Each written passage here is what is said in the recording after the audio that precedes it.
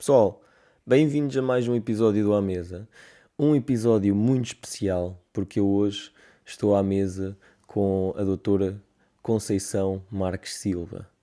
A doutora Conceição já foi minha psicoterapeuta, portanto, a doutora Conceição é psicóloga clínica e tem formações na área de psicoterapia corporal, da qual eu já vos falei no episódio anterior da psicoterapia. Eu tentei explicar mais ou menos os métodos de trabalho da doutora Conceição de uma forma muito simples e muito atrapalhada, portanto, seja a psicoterapia corporal, se fosse a massagem biodinâmica dentro da psicoterapia corporal e também a psicoterapia e aconselhamento através do método de constelação. O que é que eu pensei fazer e a doutora Conceição aceitou e deu-nos este prazer?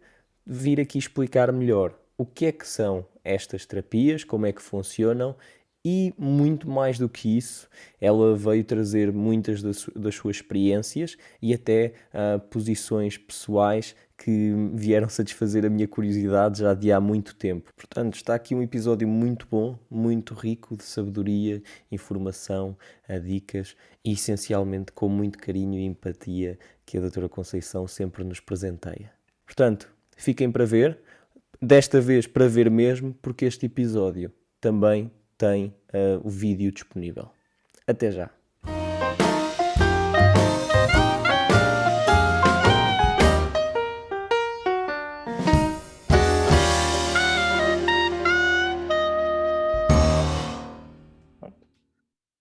Doutora Conceição, estamos no ar, oficialmente. Antes de mais, eu queria Bom, agradecer imenso por ter aceito o meu convite.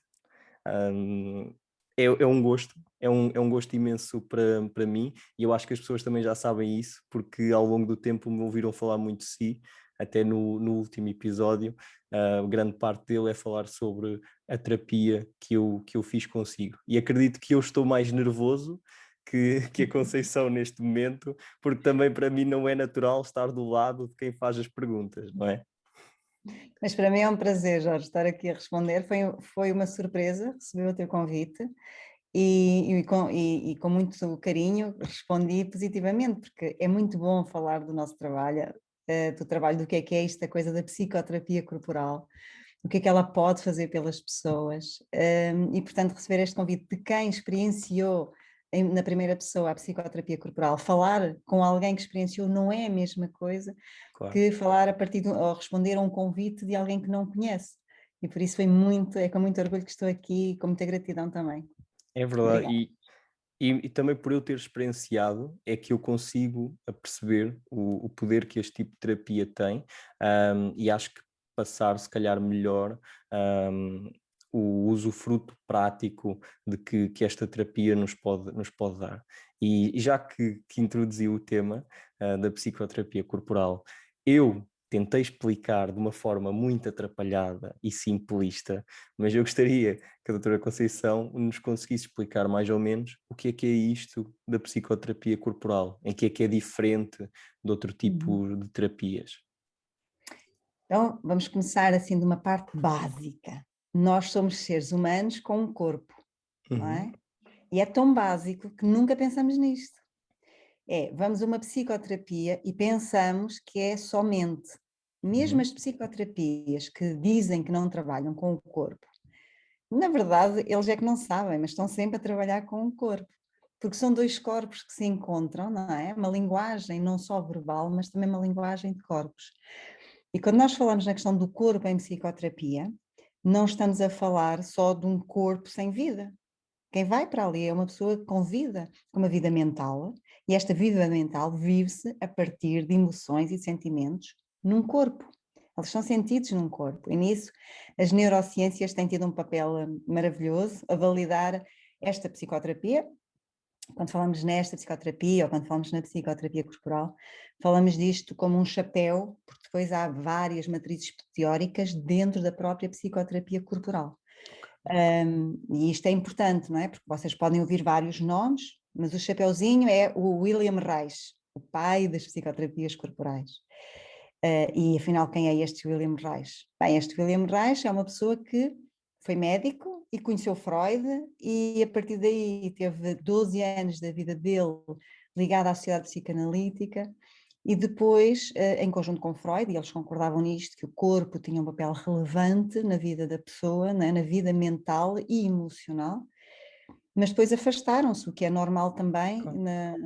nos percursos científicos, não é?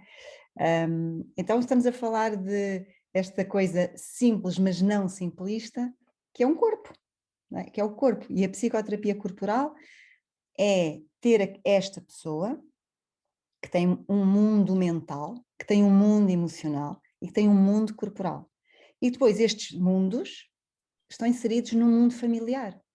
E este mundo familiar nós podemos alargar, e no meu caso em específico, portanto, quando eu trabalho nesta perspectiva também sistémica, o sistema familiar, mas também no sistema onde este sistema familiar está envolvido. E vamos para o sistema social. Então, não há uma pessoa dissociada dos vários sistemas, não é? Nós podemos ver a pessoa neste micro para um macro, mas o Uhum. macro influencia o micro. Ok. Então, psicoterapia corporal não é só apenas a linguagem não verbal do corpo, não é só isso. É uma intervenção onde o corpo também tem respostas, não é? E aí Ok. tu passaste uma experiência muito interessante, não é? O corpo Não, dá-nos as respostas. e eu acho que aí, se calhar, o melhor exemplo que eu posso dar, e que eu também já falei até no último episódio, mas muito brevemente, foi quando eu Hum. estava muito ansioso, muito mal, e queria ir fazer voluntariado para Cabo Verde, e não me sentia capaz. E nessa altura, eu sei que fui ter consigo um bocado em desespero para me dar alguma resposta. No caso, fez-me uma pergunta para eu conseguir encontrar a resposta. Perguntou-me como é que eu me sentia face a ir para Cabo Verde. E eu disse-lhe que achava que era perigoso, que achava isto, que achava aquilo, etc.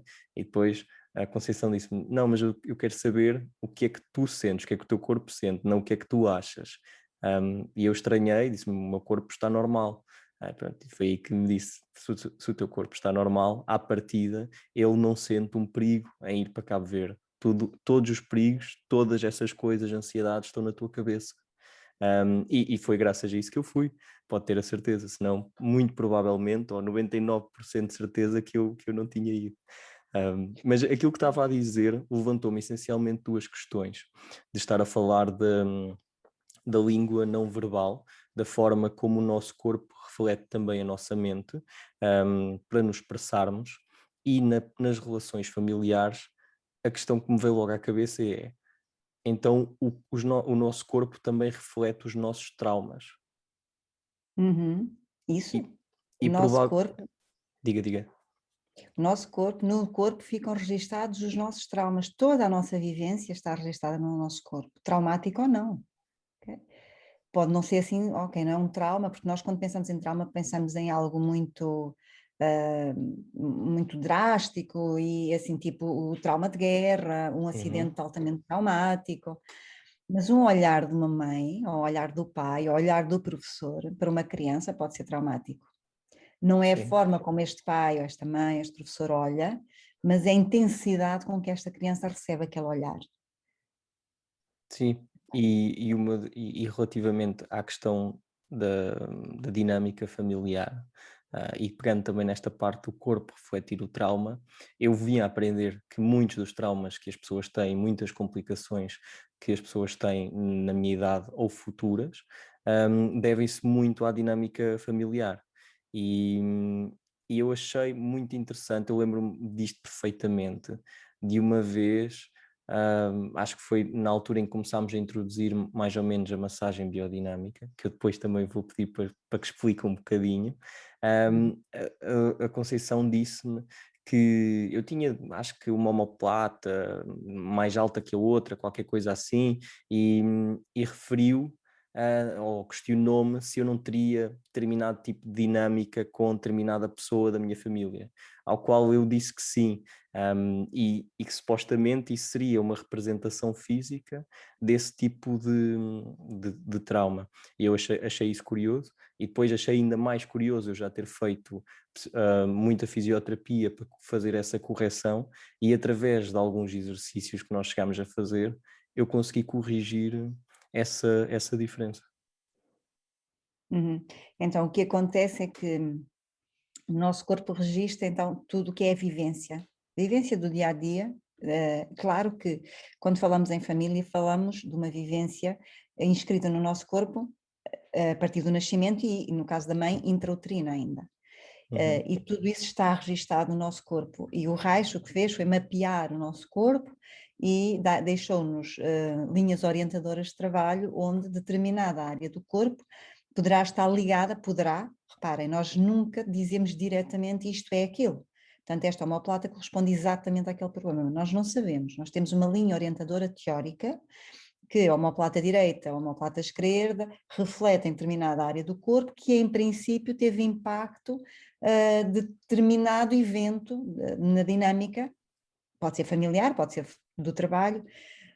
O que nós sabemos também é que quanto mais precoce for esse trauma ou esse evento traumático, mais vincado no corpo ele vai estar. E aí a fisioterapia não pode ajudar muito, quer dizer, vai ajudando, vai melhorando, mas depois vai voltar ao mesmo. Porquê? Porque o padrão mental, e é aqui que entra esta questão, o que é psicoterapia corporal? Porque o Uhum. padrão mental não altera. E o que nós pretendemos, e daí, por exemplo, a massagem biodinâmica é uma das ferramentas que nós temos, e agora fazendo aqui uma parte que não é a parte nenhuma, que eu vou Sim. explicar, que é esta questão de, então, massagem biodinâmica, eu quando conheci a massagem biodinâmica, eu, Conceição, imaginei-me deitada numa marquesa cheia de óleos, estão a ver? Foi assim que eu me imaginei, porque quando eu fui fazer o primeiro curso que fiz, há 20 anos atrás, era esta a fantasia da minha cabeça. E depois não aconteceu nada disto, eu fiquei muito frustrada, está bem? Imagino. Mas como foi? Fiquei muito frustrada no primeiro dia, aquilo era um workshop de 2 dias, e depois no segundo dia, como eu percebi a intensidade da intervenção, então fiquei no curso, e por isso estou aqui hoje. Portanto, é esta frustração pelo mapa mental que nós trazemos quando se fala em massagem, não é? Só que a massagem biodinâmica é aquilo que tu experienciaste, não é? São pequenos toques, e o que nós queremos é que o corpo tem uma representação e tem uma inscrição de determinado evento, e nós damos permissão a este corpo para ele se, na terminologia da Gerda Boysen, que é a criadora da psicologia biodinâmica, fazemos amizade com a resistência. Então, nós Ok. fazemos um convite à mudança daquele corpo. E não é um convite verbal, porque tu não me ouviste a convidar o teu corpo, mas é um convite através de um determinado toque. Uhum. E este toque vai, de alguma forma, permitir ao corpo, se tem que se ter aqui algum, de cada pessoa tem um determinado tipo de toque, não é? Nós, psicoterapeutas corporais biodinâmicos, não é um protocolo linear para todas as pessoas, não, é um protocolo individual para cada pessoa. Com a mesma técnica, nós intervimos de formas diferentes, consoante a pessoa que temos à frente. Então, é a partir desse convite que nós, modificando o corpo, o objetivo é atingir um mapa mental, e a partir dessa mudança do mapa mental, há uma mudança no corpo e há uma mudança na resposta emocional que tu vais dar ao mesmo evento. Ok. Uma Porque nós não reprogramação, podemos sim. mudar os eventos passados, não é? O evento passou, mas podemos mudar a forma como olhamos para esses eventos. E aí todas as psicoterapias falam disto, independentemente da abordagem teórica. A diferença da psicoterapia corporal, no caso que tu experienciaste de biodinâmica, tem a ver com a forma de intervenção. Nós intervimos diretamente no corpo para depois chegar ao mapa mental, e a diferença na expressão. Tu vais te expressar a partir de outra forma, não foi porque eu te induzi. Eu fiz perguntas, Uhum. toquei o corpo, mas nós tocamos, quando falamos em tocar o corpo, podemos não tocar fisicamente com as mãos. A forma como falamos, a forma como olhamos, o espaço, não é? O espaço interno que permitimos a abertura, isto é tocar, não é? É tocar, porque o corpo está sempre a dar respostas, e mediante Sim. o movimento, que a pessoa faz, que o cliente faz, o terapeuta vai devolvendo, vai integrando e vai devolvendo. Ok, eu estou a perceber e lá está. Para mim é difícil ou impossível explicar o que é, o porquê de acontecer, de que forma acontece, etc. Mas eu coloco-me aqui um bocadinho na posição de cobaia para explicar às pessoas através da minha experiência. E eu já disse isto. Ahm, eu faço acupuntura, faço massagens, ou já fiz massagens de vários géneros, e lá está, fisioterapia, etc. Faço ou fui fazendo, e eu sinto que dificilmente eu alguma vez saí de qualquer outro tipo de forma de relaxamento ou terapia tão relaxado como eu saía das sessões em que nós fazíamos esse tipo de massagem. Portanto, o que é que acontece? Eu não sei, mas resulta. No fundo, é o mais importante para mim, enquanto pessoa que procura essa resposta. Ahm, diga. Ó Jorge, aqui a questão é, na minha perspectiva e com estes anos todos de trabalho, nós não temos espaço, o nosso corpo não está habituado a ter espaço para se expressar. Porque se vais, as massagens são importantes, outros tipos de massagens de relaxamento são Claro. importantíssimas, a acupuntura é importantíssima, tudo faz parte de um complementar, ok? E muitas das vezes sou eu que sugiro às pessoas outro tipo de abordagens complementares que podem completar ainda mais o meu trabalho.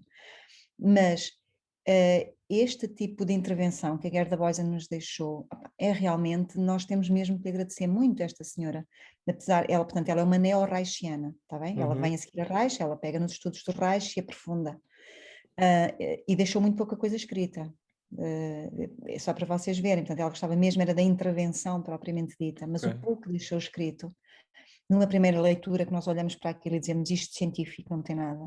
Depois, quando entramos e quando nos embrenhamos na prática, percebemos que cada página daquele livro são 10 livros.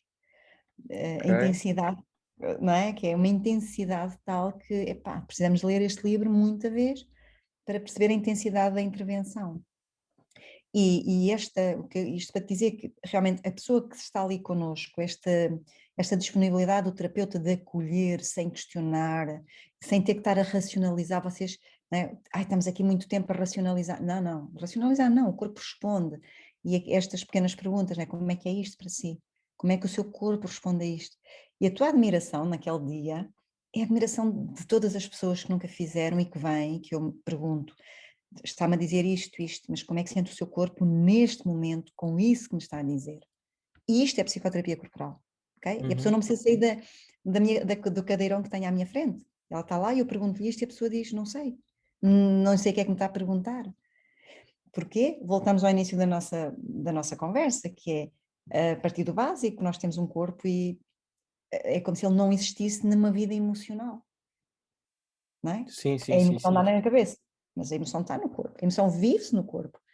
Os sentimentos vivem-se no corpo e depois eu elaboro, não Claro, é? claro, claro, Este claro. último livro do António Damasio, o último não é o último, pois ele já tem outro, mas o penúltimo livro do António Damasio, A Estranha Ordem das Coisas, há lá um capítulo inteiro que é maravilhoso, que é o papel negligenciado dos intestinos.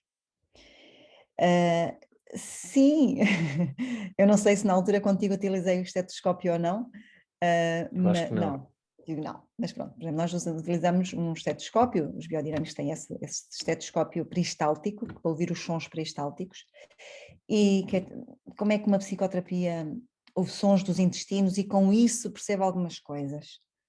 Bom, ainda bem que o Damasio veio escrever sobre isto, não é? Que são neurociências e aí não há como Sim. refutar de uma forma não, isto não é válido. Não, isto é válido. Então ainda muito caminho temos para fazer, na verdade, nesta perspectiva da aceitação, por exemplo, em Portugal, porque em Portugal nós estamos a falar de 2 ou 3 escolas de psicoterapia corporal, onde só uma é que tem um curso acreditado e um curso de especialização nesta área, e se formos, por exemplo, para a Alemanha, nós temos 50 escolas de psicoterapia corporal. Então, na verdade, nós temos ainda em Portugal um caminho muito grande a percorrer para que a população saiba do que é que nós estamos a falar e para que a população possa procurar ajuda nesse sentido. Tu, por acaso, conheceste uma pessoa que me conhecia, não é? Sim, sim, sim. E na verdade os meus clientes até hoje vêm assim, até hoje já me conhecem de outra forma e já procuram porque me viram nos diretos ou assim, mas antes de chegar aqui as pessoas vinham até mim sempre de eu ouvi falar de si, não sei muito bem o que é, mas quero experimentar. Agora já se começa a falar, então já o Instituto Português de Psicoterapia Corporal aqui também tem um papel muito relevante, já começa a divulgar muito isto, mas mais do que o que é dito é pessoas como tu que experimentaram e que depois falam. Depois falam, ok. Mas eu acho isso, para mim, lá está, porque eu sou do mais cético que há, acho eu, acho eu. E eu Eu racionalizo, lembro-me, é, eu pois, lembro-me. eu imagino. E eu racionalizo do que der, do que der e do que não der. E eu nunca tomei a psicoterapia corporal como uma coisa não científica, porque para mim sempre fez todo o sentido. Sei lá, há coisas que não eram não eram acreditadas por exemplo, a acupuntura pela ordem dos médicos, mas para muitas pessoas já fazia bastante sentido, não é preciso ser propriamente acreditado por uma ordem dos médicos para conseguir ir atrás de determinadas leituras e estudos para perceber que provavelmente existe uma causalidade, existe um estudo, não é um estudo, mas existe um processo por trás que é validado a nível de outros estudos científicos ou não tão científicos, mas pronto. E depois, mesmo que isso não exista ou exista pouco, que eu acho que não entra tanto aqui na parte da psicoterapia corporal, que existe muita base, mas noutro tipo de processos, a partir do momento em que nós efetivamente sentimos muito o benefício, seja especialmente uma pessoa cética como eu, é difícil não conseguirmos nós acreditar no processo e também não espalhar esse tipo de experiência. Provavelmente, onde é que isso entraria? Em coisas mais alternativas, não nada que seja referente ao seu trabalho. Eu calculo que nas suas formações, aquela que deva despertar mais esse ceticismo, especialmente pelo nome, deverá ser o método de constelação. Bom, eu não sei, nesta fase da vida já não sei o que é que faz mais, até porque o método, apesar de ser conhecido assim vulgarmente, a minha formação na questão sistémica chama-se psicotraumatologia sistémica, Ok. o que é um bocadinho diferente, mas depois para as pessoas compreendendo o que é isto, é o método de constelação. Mas em Portugal em Portugal, no mundo, existem dois métodos que são diferentes na abordagem, da forma como intervêm, e um deles vem de Bert Hellinger, e mesmo o próprio Franz Ruppert, que é o que eu vou falar a seguir, ele inicialmente também foi beber ao Bert Hellinger, podemos considerar o Bert Hellinger o pai do método Constelação, e depois temos este Franz Ruppert, que sendo um professor universitário em Munique, Uhum. então com estas características de, não, vamos lá perceber isto de uma forma, ele era psicólogo e professor universitário na área da psicologia, portanto, o Bert Hellinger não era psicólogo, com todo o crédito que o método dele tem, não vamos, ok? São formas de intervir depois diferentes. Ok. E então as pessoas por vezes contactam-me nesta perspectiva, eu quero fazer uma constelação, é verdade, e o que eu digo já fez constelação? E se fez, eu tenho cuidado em explicar que o método que eu utilizo, que é como tem por base então as teorias de Franz Ruppert, e que tem um site e que tem lá os estudos dele, dentro desta psicotraumatologia sistémica, ou seja, o sistema Uhum. familiar, tendo um determinado trauma, ele pode passar de geração em geração, e nós sabemos, um dos últimos estudos publicados, que estes traumas podem ir até a 14ª geração. Okay? Ok. Nós podemos ter esta informação no sistema familiar. Primeiro falava-se até a 3ª geração, depois até a 5ª, 7ª, e já há um estudo que apenas fala, pelo menos que eu tenha conhecimento, pode haver outros a posterior, que fala na 14ª geração.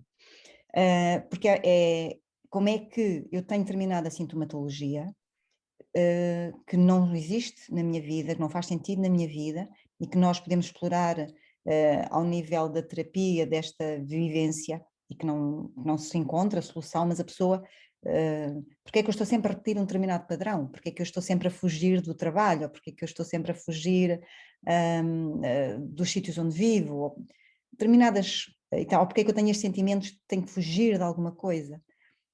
E nós podemos olhar para a rede sistémica e a pessoa não sabe, mas um familiar de há 5 gerações atrás esteve na guerra. E esta pessoa Ok. tinha o sentimento de eu tenho que fugir daqui, eu tenho que fugir desta guerra. E se calhar nunca fugiu e morreu lá. Então, que informação é que existe neste sistema familiar?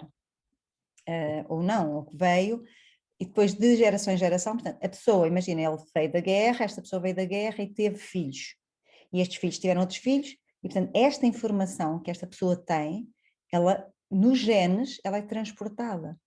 Isto nós falamos de, tenho um sinal igual ao meu trisavô, tenho o cabelo da minha bisavó, Uhum. ok? Ou aqueles filhos que é pá, não sei com quem é que o meu filho é parecido, não é do avô, não é da avó, não é do bisavô, está bem, mas nós somos fruto muito mais lá para trás. Sim.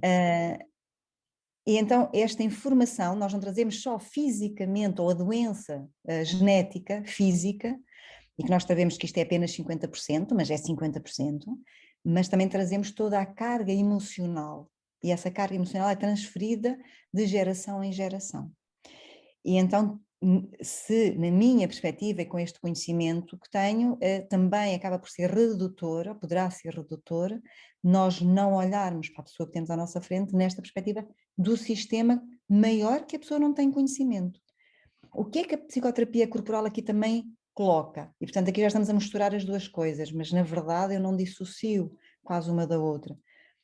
Neste trabalho do Franz Rupert, da psicotraumatologia sistémica, nós também vamos ao corpo. O que é que sente no seu corpo? É o corpo que nos vai dar a informação, não é a mente. Okay? E depois nós fazemos jogos, não é? Eu gosto de almofadas, há colegas meus no individual, há colegas meus que fazem com bonequinhos, está tudo certo, bonecos, almofadas, objetos, não interessa. No outro dia estávamos numa formação com o Franz Rupert, nós fazemos regularmente, e já estamos a falar de formações desde 2003 e continuamos, porque estamos sempre a aprender. Ele próprio diz que ele próprio está sempre em processo de aprendizagem, é verdade. E ele fez com canetas que tinha lá ao lado dele, pegou em canetas e fez. Está bem. Portanto, tudo serve, são objetos que pegamos e que a pessoa vai, a partir daqueles objetos, entrando em contacto com o quê? Com o corpo dela.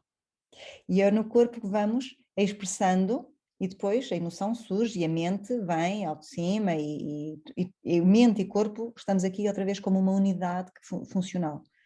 Mas sim, as pessoas podem perguntar que é como é que eu sei que isto vem de uma geração lá atrás? Na verdade nós não sabemos, mas não nos interessa. É isto, a diferença no Franz Rupert é isto, é o que é que quer agora? Qual é o seu encontro consigo? É quem sou eu? Não é? O que é que eu quero? Qual é? O Franz Rupert pede-nos, coloquem uma frase de intenção. E a partir daquela frase nós desencadeamos o processo. A pessoa desencadeia o próprio processo. Nós somos apenas facilitadores. Mas o processo é da pessoa. De onde é que isso vem? Não faço ideia nenhuma, mas uma coisa é saber. Vem da mãe ou do pai? Vem atrás deles? Deixamos o campo aberto, o campo energético, mas o que me interessa é que este filho teve esta informação através também deste pai. Ok. Portanto, não E, precisamos de andar aqui a pôr bisavós e trisavós que já morreram. Aí é a grande diferença com o Franz Rupert, com o Bert Hellinger, está bem? A partir desta imagem, representação que eu tenho da minha mãe, este processo de identificação que eu tive na mãe ou no pai. ok. E esses jogos que se fazem são mais. É uma junção dos dois métodos já, da psicoterapia corporal com a vertente do Não, se método tu com me vais para uma expressão. consulta, se a pessoa vem para uma consulta comigo muito clara e diz assim, eu quero trabalhar o método de intenção, que é assim se chama o método Franz Rupert, eu quero trabalhar com o método de intenção, eu só faço método de intenção, utilizamos objetos para a identificação do problema e para a resolução, mas é sempre a partir da pessoa, e eu trabalho-se a partir da ressonância no corpo da pessoa. Uhum. Se esta pessoa vem, se vem uma pessoa para mim e eu preciso perceber um bocadinho mais da vida dela e percebo que há muita confusão, eu utilizo objetos, inclusive almofadas, como método projetivo.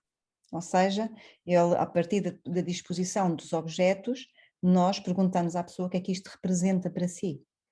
Então é um método projetivo. Recordo- Isto é um mundo, Jorge. e eu recordo-me, e é daquelas coisas, lá está, seja o que for, porque é que seja, por muito cético que eu seja, por muito que eu precise de evidências, por muito que eu tente racionalizar as coisas, depois também isso joga contra mim, e vai jogar contra muitas pessoas nos dias de hoje. Então o mais importante é se efetivamente há uma resposta no corpo, que eu agora também já aprendi que a maior parte das respostas que eu preciso estão no corpo e não na minha cabeça, e é uma resposta clara ou é uma resposta forte, então funciona. Porque é que isso acontece? Ao fim do dia, é como há bocado estava a dizer, não interessa. O que importa é que funciona, o que importa é que está lá, e que esse dinamismo vai desbloquear alguma coisa. Pronto, e tudo o resto é tudo o resto. A minha Olha, questão, diga, diga. eu ia-te só dizer uma frase do Reich que eu gosto muito, não é? Que é: o corpo é inconsciente visível. Ok? O corpo é inconsciente visível e o corpo trai as palavras. Claro que quando tu dizes o corpo responde, Sim. nós, e posso ser colegas meus ouvirem este podcast e vão dizer assim: está bem, mas se ele pensa em determinada situação ansiosa, ele vai sentir no corpo ansiedade e não vai fazer. Sim, por isso é que nós estamos cá para ensinar as pessoas a diferenciar uma coisa da outra. Porque, na Ok. verdade, se tu pensas numa determinada situação ansiosa, que te causa ansiedade, o teu corpo vai reagir com ansiedade. Não é? Ou seja, a tua mente ativa a tua adrenalina, então todo o processo vai desencadear no teu corpo luta ou fuga. E então a resposta vai ser com base no medo que tu tens por trás disto. Ok? Sim, eu percebo isso. Eu estou a pensar é que eu diria, por exemplo, mais no meu caso, lá está, as coisas não são transversais, e aí faz todo o sentido com a questão do corpo ser o inconsciente visível, foi o que disse.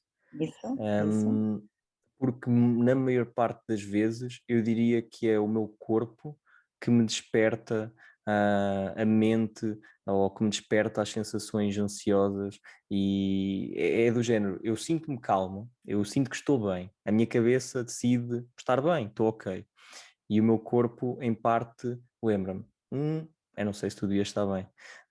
Ou Isso não é então, assim. Isso não é assim. Vamos lá entrar aqui nesta discussão que eu gosto. Adoro isto. Sabes porquê, Jorge? Porque o teu corpo vai despertar a ansiedade por um processo inconsciente ou uhum, pré-consciente. Tu não tens consciência de que está algo na tua mente em conflito contigo. uhum, É a tua mente que vai despertar essa sensação no teu corpo, mas tu só vais percepcioná-la, essa ansiedade, no corpo. ok, Mas ela primeiro foi desencadeada na mente. ok, Enquanto que a resposta à pergunta, como tu fizeste, né, que é, quando eu te fiz aquela pergunta no consultório, eu observei-te e houve consonância entre o que tu dizias do teu corpo e o estado que eu observável do teu corpo. Podia ter havido dissonância. Ou uhum. seja, tu podias dizer, mas o meu corpo não sente nada. E eu ter percebido que o teu corpo estava ansioso. E se isso pode acontecer, e é nisso que os psicoterapeutas corporais também olham, que é onde é que há dissonâncias, não é dissonâncias cognitivas só, mas é também dissonâncias corporais, que vocês não se apercebem, não é? Mas às vezes um olho que treme e que vos trai, ou o lábio que vai assim para cima e que já me traíste, Mas, não é? mas aí as coisas não são transversais. Por exemplo, o lábio tremer pode significar uma coisa que para outra pessoa é outra completamente diferente, certo? Claro, mas significa alguma coisa. Sim, Eu não sei o que é, eu não tenho bola de cristal, não sei ok, o que é, pergunto sempre à pessoa. Olha, reparei, por exemplo, reparei que o seu lábio acabou de tremer e a pessoa diz, isto é normal, eu costumo ter esse tique. E a partir daí nós temos uma longa conversa, né? Entre aspas. Ok, este tique, em que situações? Não sou eu que dou respostas, eu só posso ok. fazer perguntas. Eu não conheço, tem que haver muita humildade nos psicoterapeutas, principalmente os biodinâmicos. Tem que haver muita humildade. Mas eu arrisco-me a dizer, em todos os psicoterapeutas tem que haver muita humildade. Às vezes não há, Jorge, e isto para mim é algo que me toca profundamente. Porque a nossa humildade é, eu não sei a história de vida daquela pessoa, nós não podemos opinar, nós não temos o direito a dar opiniões, nós temos direito a fazer perguntas e a partir da resposta da pessoa nós transformamos e devolvemos, mas pode não fazer sentido para a pessoa e nós temos de ter humildade para aceitar isso. Então quando nós Isso mesmo. falamos de um determinado movimento do lábio, do olhar, do dedo mindinho, da temperatura do corpo, tudo é observável para nós, psicoterapeutas. Estou-me a sentir observado agora. Agora não estás, não Agora não estás na estou. consulta. Isto é na consulta, nós estamos lá todos focados, não é? Mas é mesmo isto que é tudo importante na história daquela pessoa, que só a pessoa é que conhece. A minha humildade tem que ser, eu não sei, eu tenho que respeitar, tenho que perguntar e devolver. Até porque nós podemos estar a ver algumas coisas que poderão teoricamente fazer sentido, mas se a pessoa, se para aquela pessoa naquele momento não vai ajudar, eu tenho que estar calada. Porque o que interessa é o processo daquela pessoa, não é eu estar aqui a dizer, olha, está a ver que isto é muito importante. Não. Há pessoas que precisam, como tu, não é? De mais compreensão teórica. Devemos dar-lhe isso, olha, e esta compreensão teórica é esta, mas eu não sei se na sua história isto faz sentido. Uhum.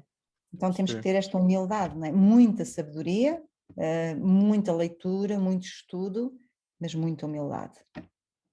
Isso é bastante interessante pensar dessa forma, porque lá está, há pessoas com imensas capacidades, extremamente inteligentes, mas se calhar nunca conseguiriam desempenhar o papel de um psicoterapeuta em que deixam o orgulho delas abaixo, ou fora do consultório, digamos assim, e conseguem estar ali numa atitude completamente altruísta, não é? Porque ao fim e ao cabo é isso. Ah, a questão que se levantou na minha cabeça agora é: existem limites, especialmente a nível de pacientes, para o tipo de terapias, que pratica? Isto, eu, por exemplo, quando penso em psicoterapia corporal, se calhar o que eu pensaria que seria um limite, seria pessoas que sofreram abusos de algum tipo, corporal, ou pessoas, sei lá, que têm problemas de obsessivo-compulsivos, que não gostam do toque, ou até mesmo um tipo de caso clínico que fique fora do espectro da terapia, psicopatia, algo do género. Bom, a psicoterapia corporal, tal como todas as terapias, todos nós temos limitações, Uhum, enquanto matrizes teóricas, enquanto matriz teórica, não é? Mas também enquanto pessoas.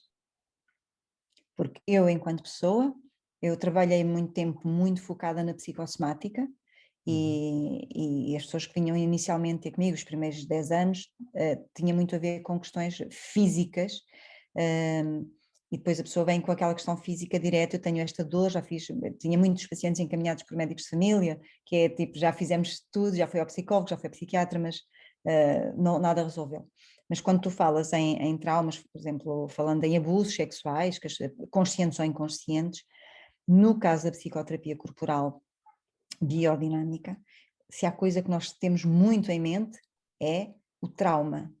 E há sintomas que nós temos que observar logo de início, entre eles, por exemplo, o sono. Há perguntas que nós temos de fazer e que, na verdade, quando estamos a fazer essas perguntas, estamos a fazer para avaliar se por trás há trauma ou não há trauma, independentemente do trauma que for. E quando existe um determinado trauma, a pessoa pode não o ter consciente, mas mediante a resposta àquelas questões, nós temos que ter cuidados. E quando falamos no toque, quando falamos de pessoas, imagina que há uma pessoa que está identificado, que também me acontece em consultório, eu venho ter consigo para trabalhar um problema de um trauma que eu tenho físico em uhum. relação a abusos sexuais. Isto assim já foi trabalhado e eu sei que é este o meu problema. Nós, corporais, é assim, nós, biodinâmicos, porque depois os corporais, nós, só posso falar por mim, aqui a questão é que distância é que é boa para si. Por exemplo, isto já é corpo. Uhum. A minha cadeira pode, neste momento está a 2 metros dos meus clientes, não é? E isto é, por exemplo, isto, é verdade, pegando nisto, isto estar a 2 metros do cliente, como é que a pessoa se sente com isto? não é? São 2 metros. Como é Sim. que esta pessoa se sente com isto? Uma pessoa que tem trauma, algo muito traumático corporal, é a mesma coisa, quer dizer, ok, eu vou colocar a minha cadeira e vai-me dizer onde é que é bom para si. Isto é trabalhar o corpo da pessoa e vai-me dizer a partir da ressonância. A pessoa pode me deixar ir e eu começo a ver que a pessoa não está a ficar confortável, começa pela observação do movimento, então eu paro e, por exemplo, isto há outras técnicas, mas esta é muito simples e a pessoa tem que sentir, aqui é confortável para mim, eu digo, ok, mas eu vou dar um passo atrás e vai-me dizer o que é melhor para si, se mais aqui ou mais ali. E com esta experiência, a pessoa acabou de tomar contacto com como é que é bom para mim estarem mais um passo à frente ou mais um passo atrás. E muitas das vezes este cuidado não é tido. E, É. sei lá, podia-te falar aqui imensas coisas, mas esta, por exemplo, do sono, um caso clínico real, não é? Quer dizer, alguém que não dorme, tem problemas de sono, ao chegar ao ponto de estar disfuncional durante o dia, porque já fez todo o processo de sono, consultas do sono, como é que há lá um termo que usam que eu nem me lembro agora. Higiene do sono, que é deitas a uma hora, levantas àquela hora e nada resultou. Está bem, isso para mim, ok, tem problema de sono, não está a resultar, mas tem problema de sono há quanto tempo? Fala-me um bocadinho de si. E há uma dissociação completa, e eu penso, pá, parece-me haver aqui alexitimia. Ok, alexitimia, e aí eu não sinto, eu descrevo aquilo que sinto, descrevo a minha vida, mas eu não vivencio a minha vida, não tenho este contacto emocional. Então precisamos de, ok, o que é que aconteceu aqui de traumático por trás, que esta pessoa não tem acesso consciente. E a partir dessa informação eu já tenho que ter determinados cuidados. E não vai ser eu tocar a pessoa, literalmente, eu não vou tocar esta pessoa, Claro, claro, claro. nem a vou mandar deitar na marquesa. Ok, Jorge? Portanto, qual é a percepção que tem da sua pele? Mas eu não sou eu que lhe toco, mas a pessoa vai tomar contato com a pele dela.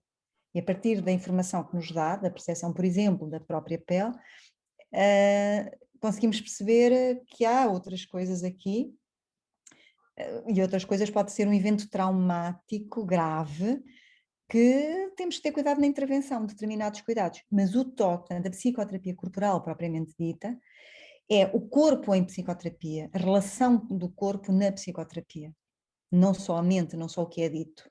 E, portanto, respondendo à tua pergunta, não somos bons para toda a gente. Cada terapeuta, independentemente da matriz teórica, não é ideal para todos os tipos de patologias. Ou não, nem pode ser desenvolvimento pessoal. Claro. Porque é que as pessoas não nos vão procurar? Porque pá, eu quero me conhecer melhor. Porque não? Sim, Não é sim, só sim, porque sim, são sim, sim. clínicos, não é? Que é uma questão clínica, não é? Questão dos estudos, população clínica, população não clínica, o que é isto? Não é? E isso agora de isso é um ponto que eu costumo falar também, dessa questão de procurar mesmo para, descobrir melhor as nossas capacidades intrínsecas e tentar potencializar ao máximo. Mas agora isso que do falarem as pessoas procurarem-vos, hum, fez-me perguntar, neste momento, que é um momento bastante estranho, não é? Pandemia, Uhum. de um ano de isolamento ou mais, e das relações pessoais acontecerem de uma forma completamente diferente. De que forma é que as pessoas a têm procurado neste momento? Ahm, com o quê essencialmente? Ou estamos a falar de existe uma espécie de caixinhas, digamos assim, onde a maioria das pessoas que vos procura mais por causa deste tipo de pandemia se encaixam, ou são coisas muito distintas? Bom, o que nós sabemos não é só, quando eu digo nós, é nós, psicólogos e psicoterapeutas, pelos estudos e pela prática, que depois nós temos nos nossos grupos, onde vamos conversando sobre isto, que é muito importante, não é? Nós não sabemos tudo e é bom partilharmos, é importante. Uhum, Um, o que nós vamos percebendo é que existiu várias fases na pandemia. Existiu a fase de eu estou muito assustado, quem tinha algum tipo de fragilidade recolheu muito ou expandiu muito, portanto ficou aqui muito preso no medo, ou isto, eu tenho que sair daqui, eu tenho que sair daqui. Houve situações de agravamento de patologias, quando já havia, quando já existia. Houve outras que vieram ao de cima e que estavam camufladas, e muito bem, porque as pessoas tinham as suas vidas e, portanto, não tinham tempo para sentir que estavam menos bem. Mas agora já estamos noutra fase e, portanto, tem sido muito oscilante. Na verdade, na minha experiência e em consultório, eu tenho basicamente, a maioria das minhas consultas são consultas de acompanhamento de de longo termo, ou seja, não é uma intervenção breve, apesar da psicoterapia poder ser breve, média ou longa. Na verdade, eu faço intervenções médias longas. E porquê? Porque não é, as pessoas vão ficando, não é? Temos um objetivo, mas depois, ok, mas eu quero me conhecer mais um bocadinho. Uhum. Eu aceitei poucas pessoas novas neste período de pandemia. Quando falamos poucas, falamos mesmo muito poucas, porque eu já tinha e, portanto, eu continuei a acompanhar. No entanto, eu também nestas pessoas que já acompanhava e que acompanhava presencialmente e depois tivemos que passar para online e já voltámos ao presencial, Uhum. sentiu-se também nestas pessoas estas alterações no sentido do momentos de medo, momentos de paz, pessoas que estão muito melhores do que estavam, pessoas que pioraram um bocadinho, mas basicamente a ansiedade foi o mais marcante ao nível da população. A ansiedade do incerto, não é?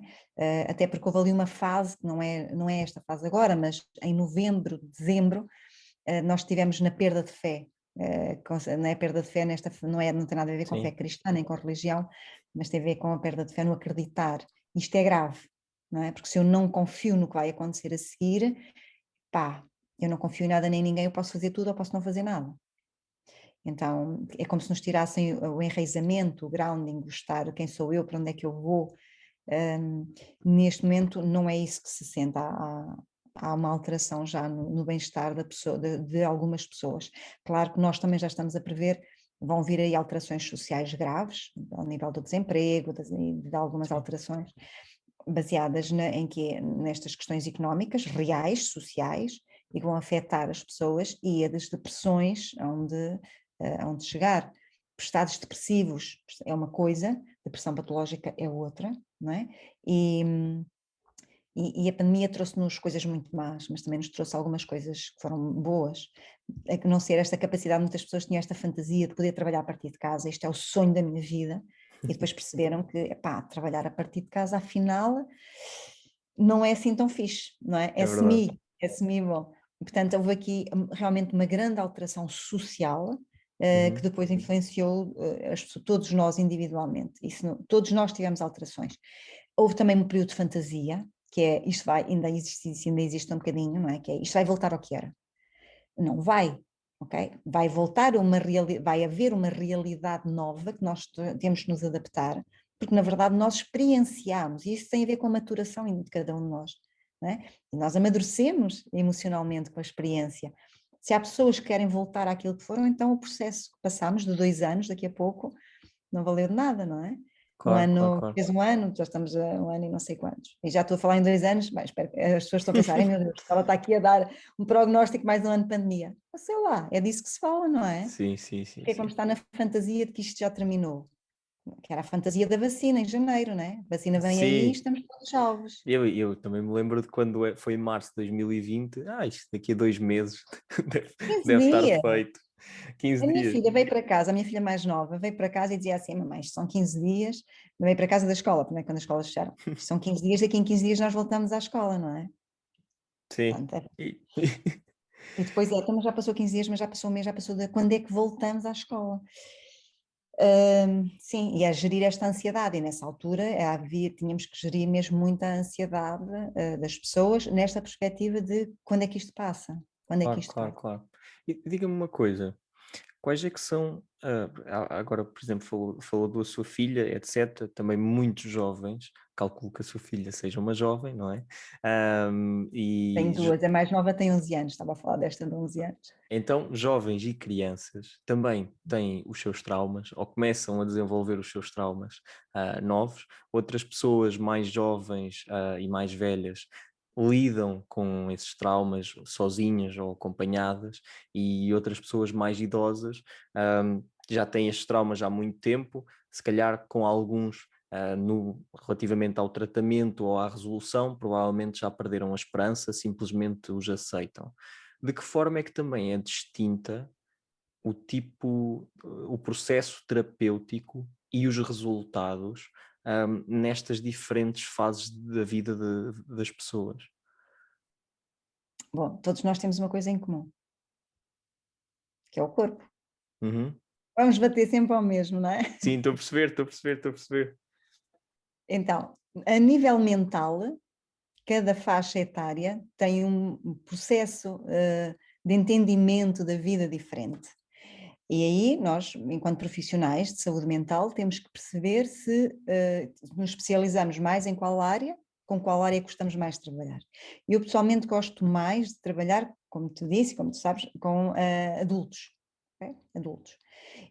Jovens adultos e adultos, psicossomática, no seu melhor, é o que eu gosto. É Uhum. onde eu me especializei, identifiquei mais e me especializei. No entanto, excepcionalmente atendo crianças, e atendi ao longo da minha vida, mas é mesmo excepcionalmente. Mas são sempre, a forma de intervenção, eu brinco, existe o Winnicott, não é? Tem esta, trouxe no Winnicott, um autor, não sei se conheces, que Não. tem uma teoria maravilhosa também. Estamos sempre a falar de base psicanalítica, da base, né? Eles foram todos da sociedade psicanalítica, mas depois cada um desenvolveu a sua teoria. E eles, né, trazem esta questão do brincar, da mãe suficientemente boa, enquanto o terapeuta suficientemente bom, e a criança precisa deste acolhimento também. As crianças têm ansiedades.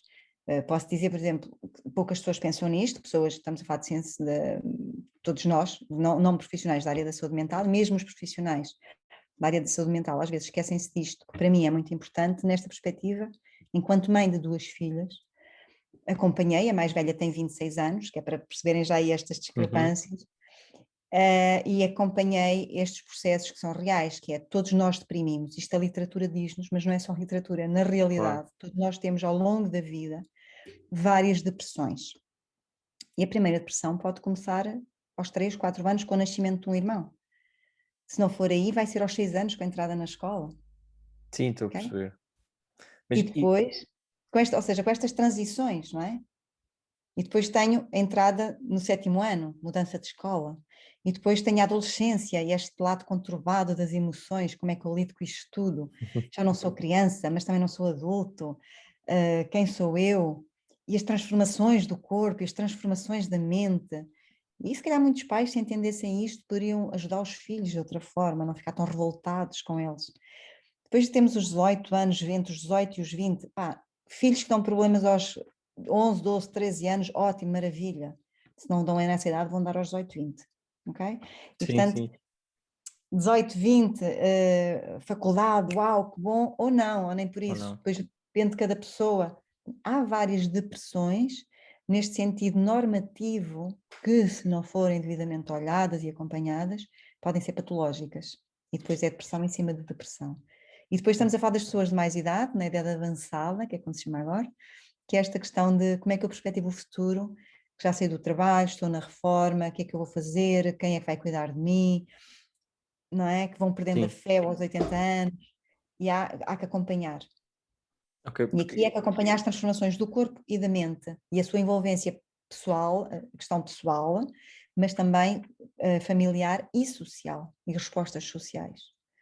claro, claro, porque eu lá está, eu de uma forma muito leiga, se eu pudesse fazer uma gestão logística da forma como a terapia era dada às diferentes faixas etárias, provavelmente o que é que eu faria? Eu faria para as crianças uma terapia que fosse como uma espécie de prevenção para futuros traumas, para os jovens e adultos, uma resolução. E depois, se calhar, para pessoas com uma idade mais avançada, uma espécie de aceitação, por ser mais difícil de resolver um trauma, porque eu acredito que até para muitas pessoas seja quase impossível fazer a resolução de determinados traumas crónicos que já existem há imensos anos. Mas depois, mas se calhar ao fim do dia, como disse também, tudo se resume ao corpo e tudo se resume a tentar encontrarmos a nós próprios, não é? E seja para uma criança, seja para uma pessoa idosa, no fundo, se calhar a intenção é essa, tentarmos posicionarmos no mundo e encontrarmos a nossa forma de estar e de viver. Perfeito, não diria melhor.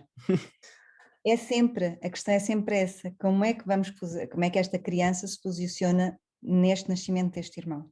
Como é que se posiciona agora nesta família, nesta entrada da escola? Claro, se vamos sempre na promoção do bem-estar e do enquadramento saudável, mental, na saúde Ok. mental, estamos sempre a tratar saúde mental.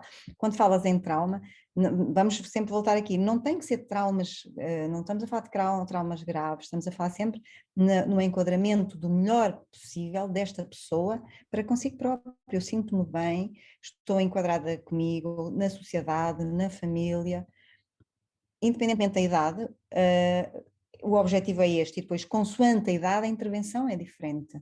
Claro Claro, que aos 80 anos não vamos levar uma pessoa a mudar questões de personalidade, isto não existe, não é? Agora, claro que vamos fazer prevenção em crianças, que nós percebemos que, tocando aqui, por exemplo, naquele ponto da hiperatividade. Bom, a hiperatividade, muitas das vezes, são reflexos de mal-estar aonde? Na família. uhum, Então, na família é uma problemática não resolvida e há uma criança que está a manifestar aquele sintoma. E os pais levam a criança e os professores chamam a atenção da criança e castigam a criança, sem perguntar o que é que está por trás disto.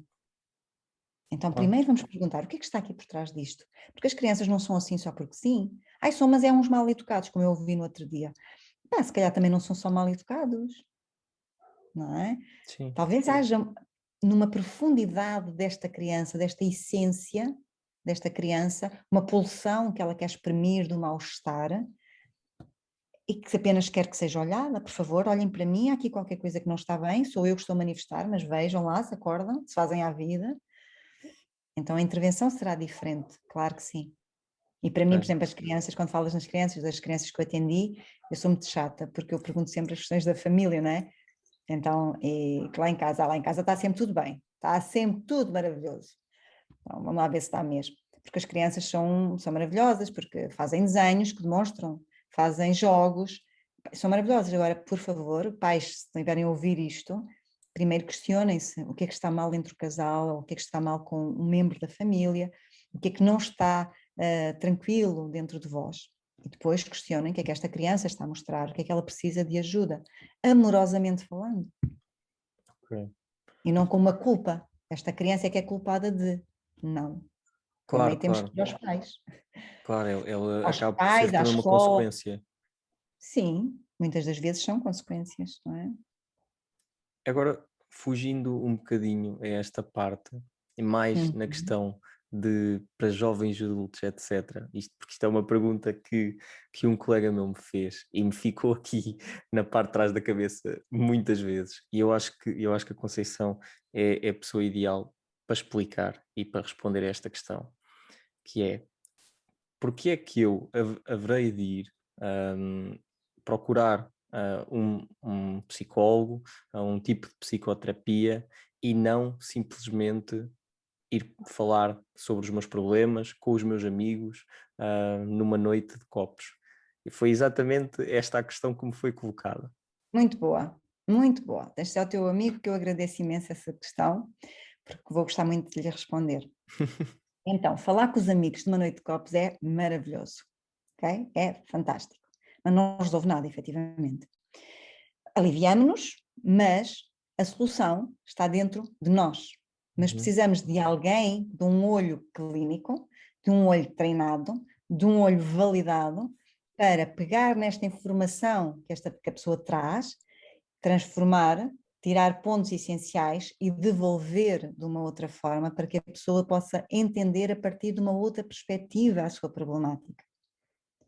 Os amigos não são treinados para isto, os amigos são treinados para escutar e para acolher, ou enquanto amigos dizer, epá, tu estás errado, a partir de quê? Das suas crenças, da sua vivência. Os profissionais de saúde, não. Os profissionais de saúde não têm que pôr lá as crenças. Se colocarem, está errado. Tem que Uhum. colocar lá a vida desta pessoa, enquadrando-a nesta família, neste contexto que esta pessoa me traz, teoricamente vai se enquadrar nisto, e como é que eu lhe posso devolver para ajudar. Por Sim. isso é que nós precisamos de escutar e às vezes fazer perguntas e parecemos uns coscovilheiros, é verdade, mas nós só não queremos a vida da pessoa só porque sim, ou pelo menos não devemos querer, não é? Não é ético. Claro. Nós devemos de pegar na vida desta pessoa e as perguntas que fazemos porque tem uma intenção em conhecer aquela pessoa e as devolver-lhe e dizer, olha, mas já reparou do que me disse, que repete esta palavra neste contexto e neste, o que é há aí em comum? Por exemplo, isto. Então, há treino, há estudo por trás. E depois o que a pessoa nos vai dizer, por exemplo, eu no meu caso vou enquadrar isto na psicologia do desenvolvimento. Como é que foi o desenvolvimento desta pessoa? Qual é a matriz do desenvolvimento dela? Qual é a crença que esta pessoa traz? A crença mental e a crença que está no corpo. Como é que ela reage no corpo dela a esta crença dela? Não é? Eu Então é estou mais. Não, eu estou a sorrir porque eu acho que já sabe para onde é que agora esta questão vai bater. É Não sei, que. não. Então, eu ia dizer, isto é mais do que a conversa de café, né? Tem que ser, senão não faz sentido. Isto é a mesma coisa de uma. Desculpa, tenho que dizer isto. Força, força, Eu força. sou, eu sou terrível, tenho que me calar entretanto. Não, não, não, força. Então, isto é a mesma coisa que aquelas pessoas que dizem: eu sei que tenho este problema, vou resolvê-lo sozinho. Ninguém Sim, que cria o problema o resolve sozinho. Porque não é possível. Nós precisamos de um outro olhar externo que nos ajude, que nos devolva informação. Nós precisamos da relação, de uma relação, de um profissional que pegue naquilo, transforme e nos devolva. Porque se há um problema, eu tenho aquele problema, aquele impulso, tu, por exemplo, há um bocadinho falaste na questão da obsessivos compulsivos, por exemplo, sim. né? Ou, por exemplo, deixar de fumar, eu sou capaz sozinho. E é verdade, as pessoas, tem que partir da pessoa esta vontade. Mas o que motivou aquele problema, não é? O POC, a perturbação obsessiva ou o transtorno obsessivo, o motivo disso, a pessoa não vai conseguir chegar lá sozinha. Porque ele está no inconsciente. Senão não era problema, não é? Percebo bastante bem isso. Então, É verdade, essa é. a pessoa E, que diz que vai resolver sozinho está a fazer uma manutenção do problema.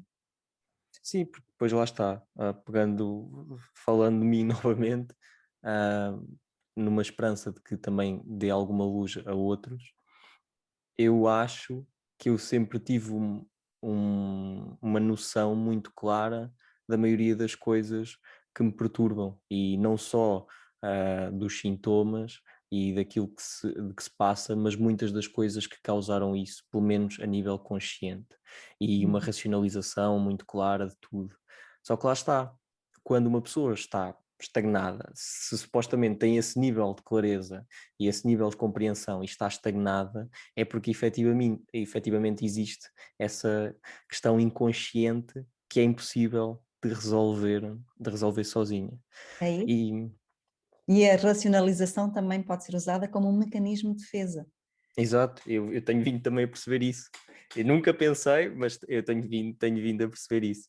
Agora, uma A coisa também, pergunta era, a pergunta que me ias dizer, sim, uma desculpa. coisa também fica clara, é que, como eu, provavelmente muitas pessoas vão ter consigo com frustração, com uma crise de ansiedade, com uma crise existencial. E Uhum. aquilo que, para além de um conhecimento, de um autoconhecimento, para além disso, eu sinto, pelo menos eu, que procurei muito se calhar que algumas das crenças de outras pessoas fossem passadas para mim. Porquê?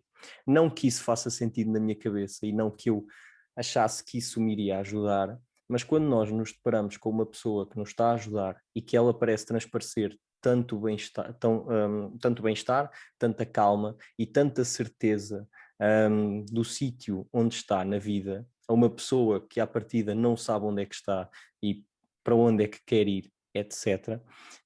nós ficamos ali com aquela esperança também, que se calhar eu, na altura em que procurei a Conceição, que talvez a Conceição me conseguisse dar um bocadinho daquilo que seria o seu bem-estar e a sua paz e forma de estar na vida, para eu me conseguir apaziguar também.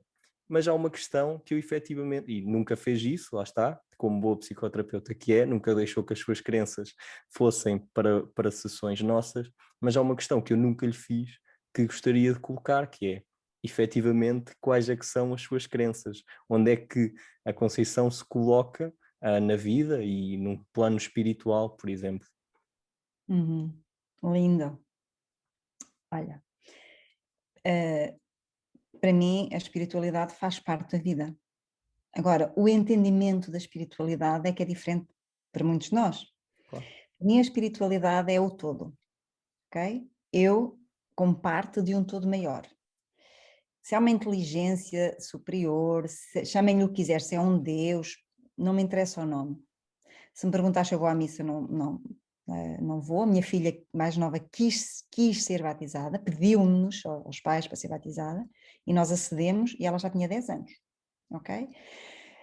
Mas a minha questão é, existe esta crença no potencial humano.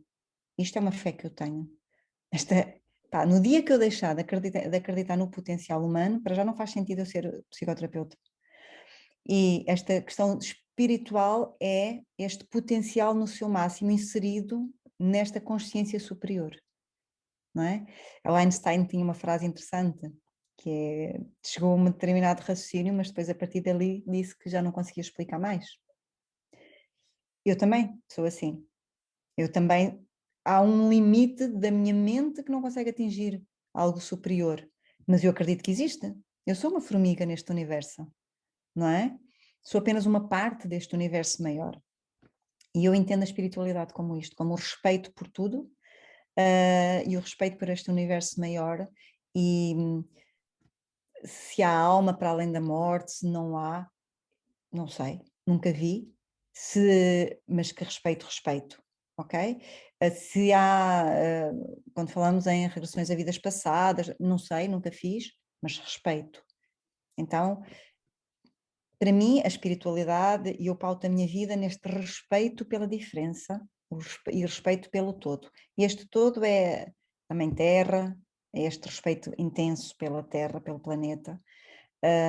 Custa-me imenso algumas coisas, sim, custa-me imenso, por exemplo, não conseguir perspectivar ainda na minha vida numa ajuda maior em algo ainda mais ecológico, e isso custa-me. Portanto, quando falamos em espiritualidade, falamos nisto.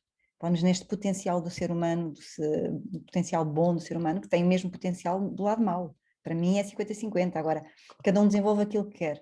E eu, felizmente, eu também andei perdida aos 28 anos, sabes? Ou melhor, se calhar até andei perdida antes, mas aos 28 anos foi quando eu tive ali uma crise existencial muito grande, mesmo muito grande, e depois fui encontrando o caminho, e vou encontrando o meu caminho todos os dias, ok, Jorge? Para mim, eu aprendo imenso com as pessoas, eu aprendo imenso com os meus clientes, respeitando-os na história deles e pensando esta pessoa com esta singularidade, não é? Este respeito por aquela história, pelo vizinho.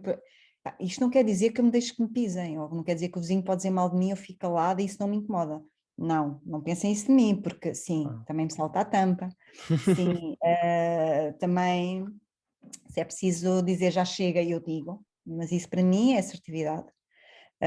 E às vezes, ok, não és tão assertiva assim, pois posso não ser, porque as emoções eu também as vivo. Mas isso é o potencial humano. Eu quero crescer e amadurecer até morrer. Eu quero estudar até morrer. Eu quero descobrir cada beleza de uma flor diferente até morrer. E a espiritualidade, ela está em todo lado, não é? Quando falamos em energias e é para fora de nós, eu não vejo isso. Eu vejo o corpo tem uma espiritualidade, um corpo vibrante, não é? Há corpos vivos que estão mais mortos do que os mortos que já foram enterrados. A diferença é que um tem o batimento cardíaco e o outro não tem, não é? Isso, Percebo, sim. isso, isso é espiritualidade, não é? Há um livro muito bonito do Alexandre Lowen, que é um psicoterapeuta corporal, neo-reichiano, que é A Espiritualidade do Corpo. E vocês vão ler aquilo, não tem nada a ver transcendente, é a graciosidade do corpo. Uhum. Então, existe espiritualidade em tudo. E para mim é isto, Jorge. Obrigada pela tua pergunta. Não, Adorei. obrigado eu pela resposta. E é uma curiosidade que eu tenho há 2 ou mais anos, pode ter certeza, e agradeço imenso ter partilhado isso connosco, no caso, não só comigo. Portanto, queria-lhe colocar uma última questão muito simples, que é: se pudesse deixar apenas um tipo de conselho, um tipo de recomendação, só uma coisa para quem nos está a ouvir, o que é que seria? Um convite, ok? Posso? Sim, força, força, claro. Um convite a cada pessoa que vai ouvir este podcast, no momento em que ouvir, neste momento, e depois que fique com isso na sua vida. Sinta a sua respiração agora. Agora, neste momento. Como é que se sente a sua respiração agora? E que daqui para a frente, quando estiver a pensar muito ativamente em alguma coisa, ou quando estiver com dificuldades em olhar para algum problema, como é que está a sua respiração? É um convite a voltar ao princípio de nós. Quando nós nascemos, nós damos um grito para respirar. Vida é respiração. Vida física, vida mental, vida emocional precisa de respiração. Então, o convite que eu deixaria para todos vós é: voltem ao princípio. O princípio da vida é simples. Então, muitos de nós precisamos de mudar o padrão respiratório porque já perdemos a essência dele, a base, uma respiração saudável. Então, vamos reaprender a respirar. E quando falamos em saúde mental, temos forçosamente que colocar o corpo, temos que colocar a respiração, porque sem respiração não há vida, e sem corpo também não. É este convite, Jorge. E foi eu fiquei sem palavras. Pelo menos, eu fiquei sem palavras. Melhor, bastante melhor do que eu esperava ainda, que eu já tinha altas expectativas. Bom, é o Conce- base, é o base. Peço Conceição, desculpa. agradeço-lhe imenso. Não tenho palavras para expressar a minha gratidão por ter aceito o convite e por tudo o que partilhou connosco, coisas também muito pessoais. Portanto, obrigado. Antes de Obrigada eu, Jorge. Foi um prazer imenso. Até sempre. Até já, até breve.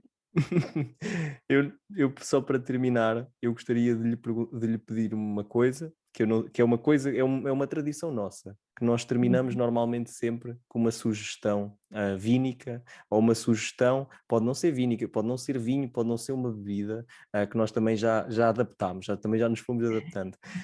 Uma sugestão de algo que acompanhe uma boa conversa à mesa, que é esse o título do podcast. Bom, chá de gengibre. Chá de Pode ser? gengibre. Boa, claro, adoro chá de gengibre, pode ser. Conceição, muito obrigado e até sempre. Obrigada. Até sempre. Obrigado. Pessoal, queria apenas aqui deixar uma nota. Pronto, primeiro agradecer-vos por terem assistido a este podcast. E espero que tenham gostado muito de terem cá a doutora Conceição, tal como eu gostei. E pronto, para além de vos pedir, claro, que se puderem que nos sigam e que subscrevam o nosso canal do YouTube, etc. Eu gostaria de vos informar que nós temos agora uma newsletter que não é só nossa. Nós pensámos em criar uma newsletter só nossa, mas decidimos que faria mais sentido juntarmos a um grupo de pessoas que nós conhecemos, que com interesses distintos a nível de assuntos, mas com a mesma visão e intenção de querer passar bom conteúdo para quem lê, no caso. Portanto, nós estamos aliados à newsletter que se chama recap.pt. Portanto, podem seguir a newsletter. Eu posso-vos dizer, das newsletters todas que eu sigo, eu considero que o conteúdo da Recap é muito bom, mas vocês, claro, vão-me dar esse feedback certamente. Portanto, basta irem a recap.pt, subscreverem, colocar o vosso e-mail, é grátis. O link está também na descrição para vocês fazerem a subscrição, que é gratuita, como é óbvio, e começarem a receber a newsletter semanalmente. e vão receber todo o tipo de conteúdo, sejam coisas interessantes ao longo da semana, da atualidade, tweets da semana, receitas do TikTok, artigos científicos, sabedorias de bolso, coisas que não interessam a ninguém, mas são giras, são engraçadas.